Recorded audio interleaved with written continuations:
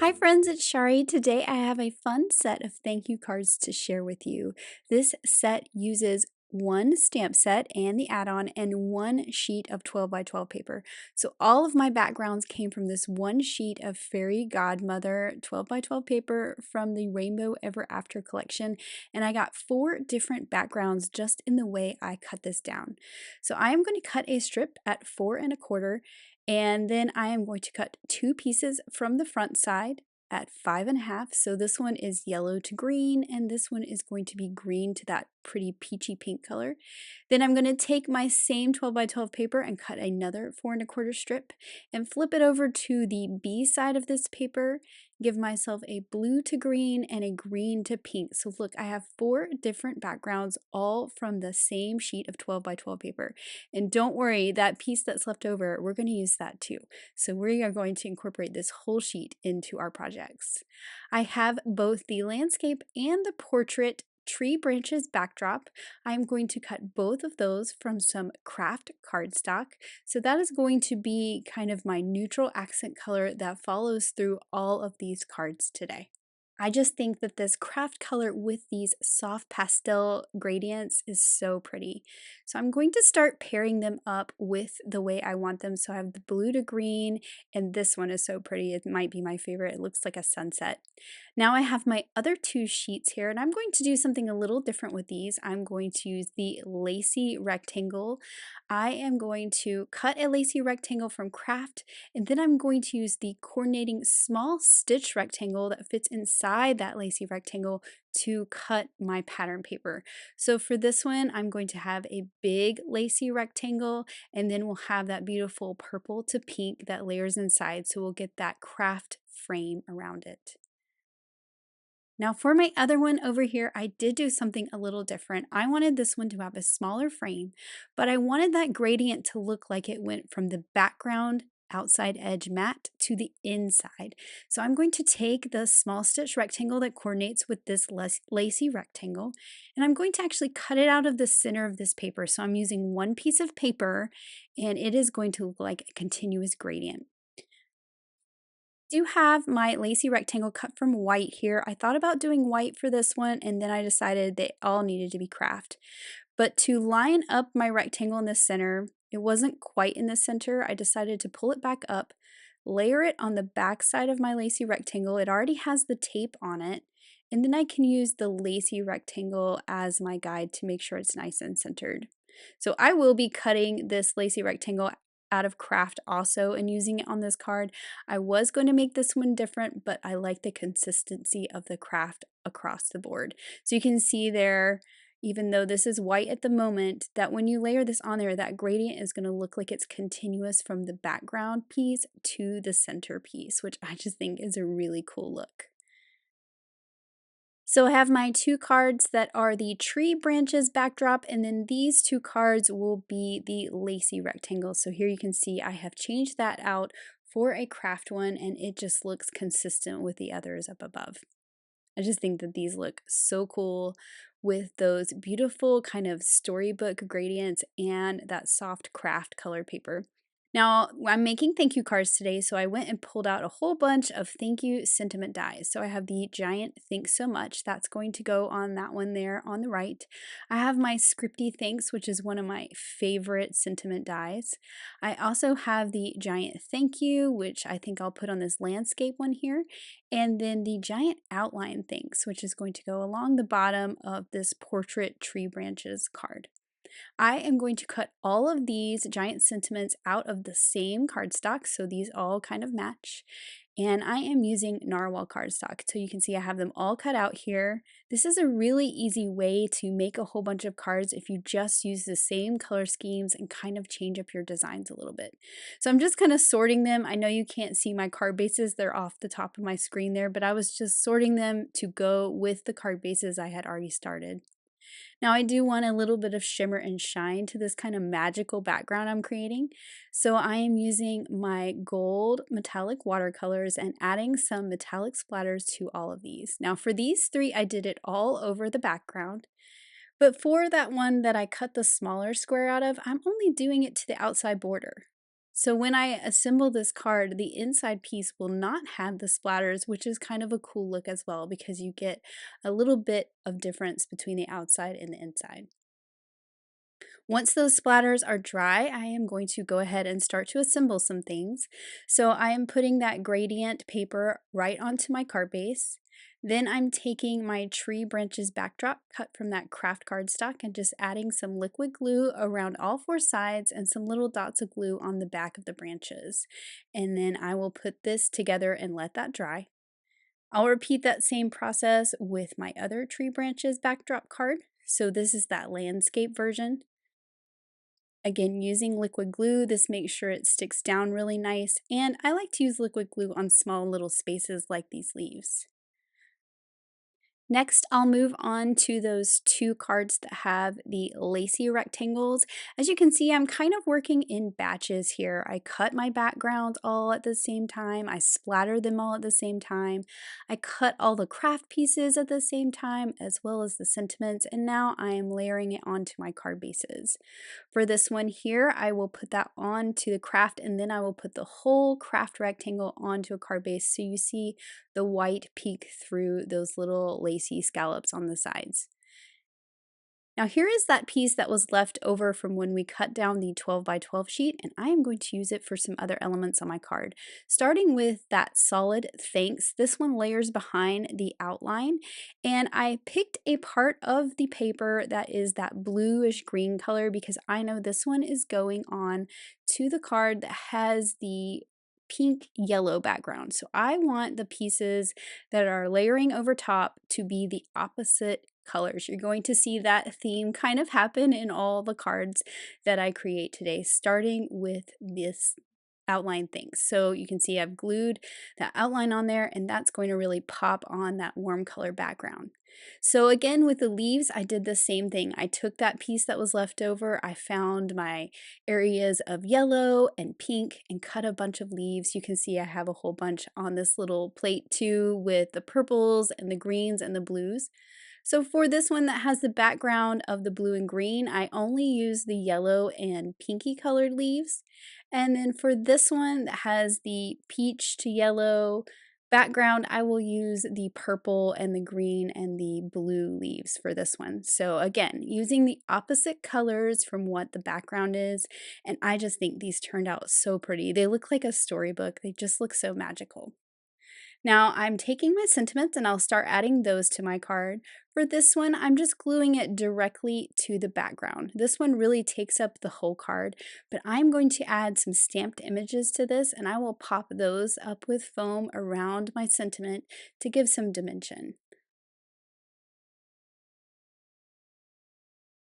For this outline things, I did add some foam strips all over the back, so it will be popped up off that tree branches backdrop and will have some dimension along the bottom. I am going to do the same with the giant thank you, so you can see I've put those little foam strips all over the back. This does take a little time, but I think it is such a valuable thing to do to make that sentiment really pop up off the card. So I'll just center this right in the center of this one. I will add some images to that as well. And the images I'm using today all come from Backyard Bird Feeder and the Backyard Bird Feeder add-on. And I did kind of plan out what images I wanted on which card before I started. So what you're going to see me do here is kind of trace with a pencil which ones go together so I can know which ones go together and color them as such. I know you might not be able to see that pencil line, and those little groupings probably don't mean a whole lot to you right now, but hopefully they will as I start to color. Because just like I did the elements cut from the pattern paper, I want to color my elements that are stamped in opposite colors as well. So you'll see what I mean. I'm starting with the bird feeder from the add-on. This one is going on the card that you see on the screen right now. So my background is the warm colors. So I am sticking to the cool colors for my images. So I have a purple birdhouse. I'm also trying to keep these colors really light and pastel, which is kind of hard for me because I like to do things really bright. So this was a challenge to kind of use the colors in that pattern paper as a guide for my coloring. So while I'm here coloring some seeds, I'm just gonna hop on over to this other bird feeder and color those as well. This one is going to go on the card that has the green and yellow background. So you're gonna see me color that bird feeder in pinks here in just a minute. So you can see I pulled in that background that's going with this one, and I'm just gonna color that in with a light pink. That really matches the pink on the card that you can see to the left there. Now for my birds, I want to do the same thing. So for the birds that are going on this card that you see, I am making them all bluebirds. I'm keeping it pretty simple and trying to color all the birds on one card the same. Not make it too complicated, not bring in too many colors. And then, of course, some orange beaks. I just went ahead and colored all their beaks. And then for the accents on these birds, I decided to go with that pinky color. I did add some darker blues to their heads so they don't have too much pink on them, and I'm adding a little bit of texture and shading with some dots of that color. I did bring in a darker pink just to add some shading, and I added that to that other bird feeder as well.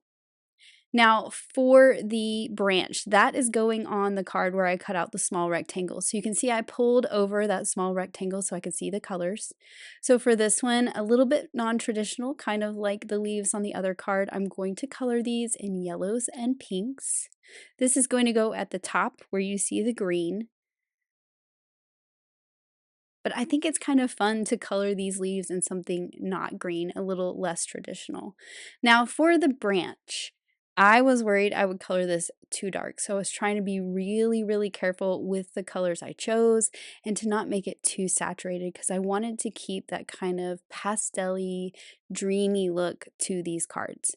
So I am going in with some lighter browns, making sure I don't make it too dark, and then blending out with a really pale kind of creamy brown at the top. Now this card only has one little bird that's going to sit in that bird feeder, and I decided to go with those BVs, so that kind of indigo purple color, and give him a little yellow belly. And I'm also going to grab a darker version to add some shading and make the wing a little darker as well. So just like that, I have colored all the images for 2 of my cards. Now I'm moving on to images on another sheet that I stamped out here. This one with the giant thank you is going to have both of the squirrels. So I'm coloring those in the E70s. So I used E71 and E70 to blend that out.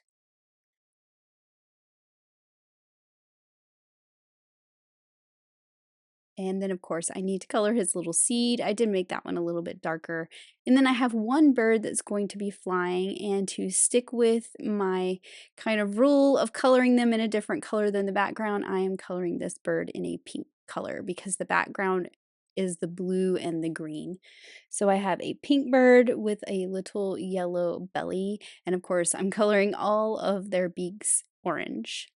So I'll grab that yellow and finish him off. So only those 3 images will go on that card.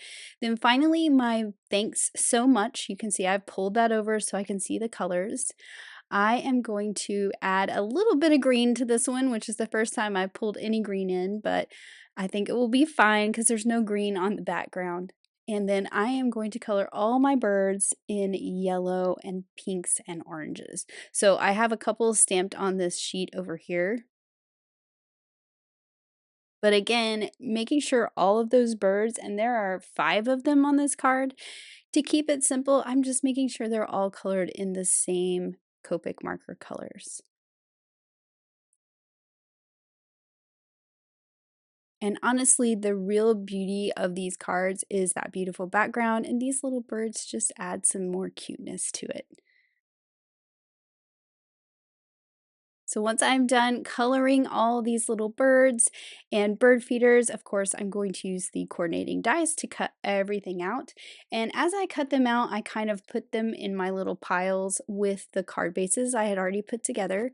And so they are all kind of sorted into their houses of where they're going to go.